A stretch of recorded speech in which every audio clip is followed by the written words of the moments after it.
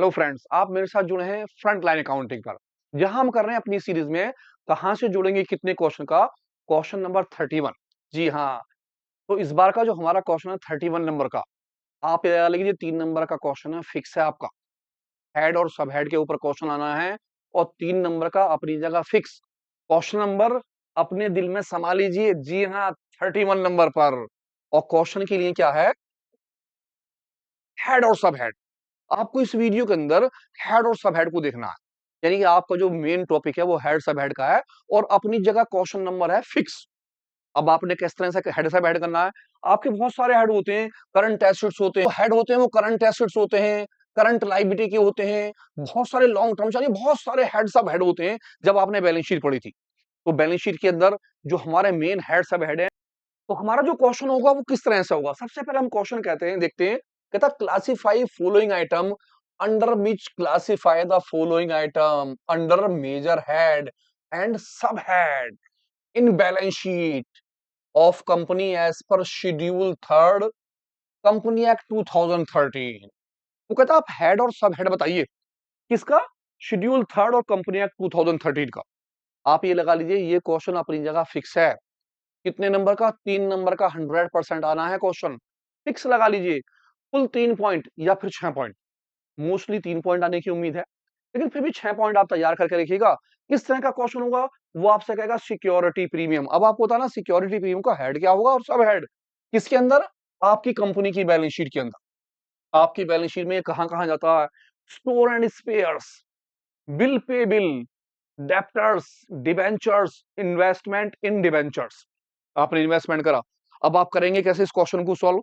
तो सबसे पहले आपको क्या करना पड़ेगा, आपको बनाना पड़ेगा ये छोटा सा बॉक्स। बॉक्स में सबसे पहले लिखना पड़ेगा सीरियल नंबर, फिर आप लिखेंगे आइटम, फिर आप यहाँ लिखेंगे हेड और फिर वहां लिखेंगे सब हेड।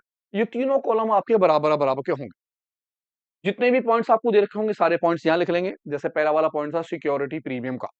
अब सिक्योरिटी प्रीमियम का जो हेड हो गया वो क्या होता है, यानी बैलेंस शीट में वो एसेट्स में आता है या लायबिलिटी में आता है। अब लायबिलिटी में कौन से पार्ट्स में, तो सिक्योरिटी प्रीमियम जो होता है वो हमारा आता है किसके अंदर, शेयर होल्डर फंड के अंदर। Share holder fund, share holder fund के अंदर।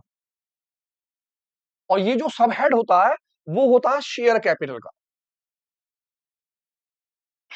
ये होता है शेयर कैपिटल में, इसका सब हेड होता है शेयर कैपिटल, क्योंकि सिक्योरिटी प्रीमियम जो होता है वो शेयर कैपिटल से रिलेटिव होता है। अब दूसरा पॉइंट है स्टोर एंड स्पेयर्स। अब स्टोर एंड स्पेयर स्टॉक को बोलते हैं। स्टॉक जो होते हैं हमारे होते हैं करंट एसेट्स, क्या होते हैं, करंट। आपके ये करंट एसेट्स के अंदर आते हैं और करंट एसेट्स में इनका जो सब हेड होता है इसे बोलते हैं इन्वेंट्री। इन्वेंट्री, स्टॉक को इन्वेंट्री बोला जाता है। तीसरा नाम है bill pay bill. Bill pay bill, bill के पैसे पे करने होते हैं। आपका आता करंट लायबिलिटी में, क्या नाम हो गया, करंट लायबिलिटी। ये करंट लायबिलिटी में आता है। अब ये जो करंट लायबिलिटी में आता है इसका जो सब हेड है वो उसे कहते हैं ट्रेड पे बिल। ट्रेड पे बिल, ये ट्रेड पे बिल के अंदर आते हैं। अभी जो मैं बातें लिख रहा हूं वो किस तरह से आप याद करेंगे, तो मैं एक बार ये पूरा क्वेश्चन खत्म कर लूं, फिर मैं आपको बताऊंगा कि आप किस तरह से इसे याद करेंगे। आपको कैसा पता चलेगा इसका हेड क्या है और इसका सब हेड क्या। तो एक बार 2 पॉइंट और ध्यान से देख लेते हैं। अगला पॉइंट क्या है, डिबेंचर। उससे पहले आ गया डेप्टर्स। अब डेप्टर जो होते हैं हमारे एसेट्स होते हैं, इन्हें हम लेते हैं करंट एसेट्स में। मैंने लिखा करंट एसेट्स।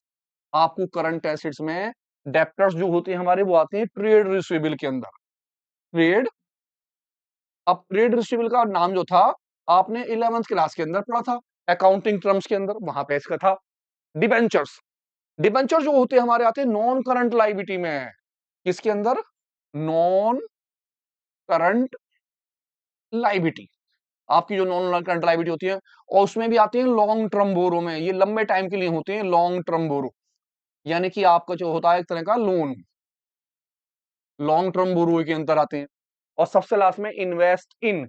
अगर आप कहीं पैसा लगाते हैं, खाली डिबेंचर है तो non current liability long term borrow. अगर आपने इन्वेस्ट करा है पैसा डिबेंचर्स में, पैसा आपने कहीं लगाया है, तो ये कहलाता है आपका non current acids. Non current, ये एसिड्स के अंदर आते हैं, आपकी एसिड्स होती हैं और इन्हें हम बोलते हैं नॉन करंट इन्वेस्टमेंट। ये नॉन करंट इन्वेस्टमेंट के अंदर आते हैं। तो ये सारी बातें तो मैंने लिख दी क्योंकि मुझे पता थी, मुझे याद थे कि हेड क्या है और सब हेड क्या।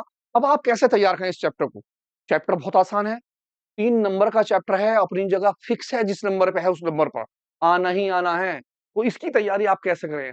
आप ध्यान से इन चीजों को फेरें, जैसे कि preferential shares, equity shares, in arrears, forfeit share, इनमें से कोई सा भी नाम, अगर कोई सा भी नाम आ जाता है तो इसका हेड होता है शेयर होल्डर फंड और सब हेड होता है शेयर कैपिटल।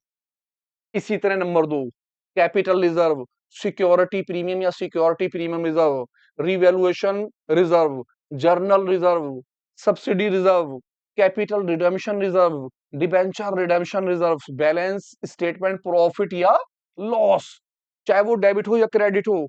इन सब में से अगर किसी भी तरह का कोई भी नाम आ जाता है तो हम उसके हेड को बोलते हैं शेयर होल्डर फंड और इसका सब हेड होता है रिजर्व एंड सरप्लस।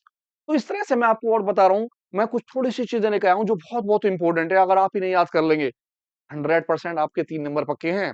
जैसे कि देखिए अगला वाला, अगला नाम क्या है?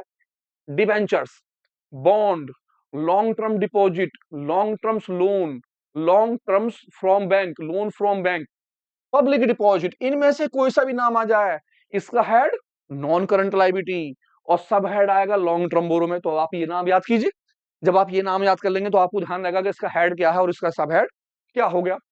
जैसे कि number 4, bank overdraft, loan repayable on demands, short term deposit, payable on demands, कोई भी नाम आ जाए आपका क्या कहलाएगा? करंट लाइबिलिटी करेंगे, शॉर्ट टर्म बोरो, कम टाइम के लिए पैसे। क्रेडिटर्स या बिल पेबल, इन्हें बोलते हैं करंट लाइबिलिटी, इनका होता है हेड और सब हेड होता है ट्रेड पेबल।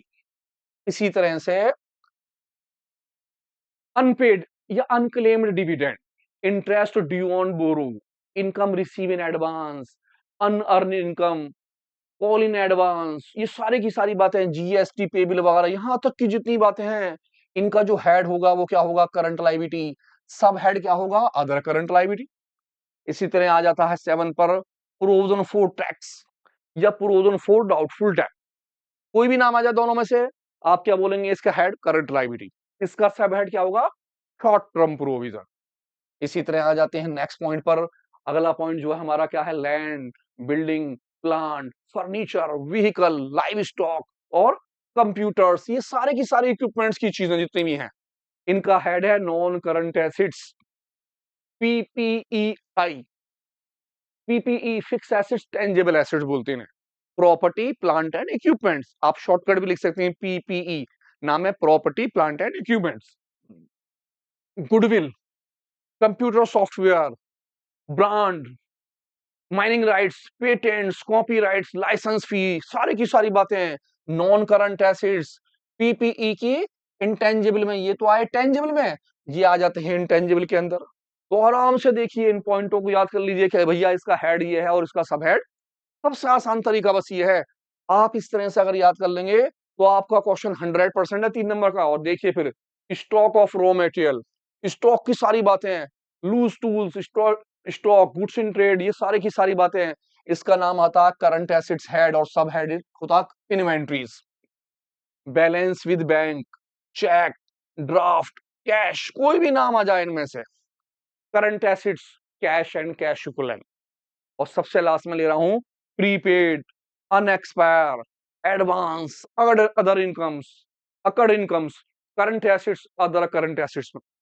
आप इन छोटी सी थोड़ी सी बातों को याद कर लीजिए, 100% 3 नंबर आपके पक्के हैं। ये लगा लीजिए, अपनी जगह फिक्स है क्वेश्चन। और ज्यादा डिटेल में देखना चाहते हैं तो इसकी मैंने वीडियो बना रखी है, वीडियो इसी के साथ अटैच है, आप उस वीडियो को देख सकते हैं ज्यादा डिटेल में देखने के। थोड़ा सा काम कीजिए लेकिन अच्छा कीजिए, उम्मीद है आपके 3 नंबर पूरे के पूरे आएंगे। जुड़े रहिए फ्रंट लाइन अकाउंटिंग।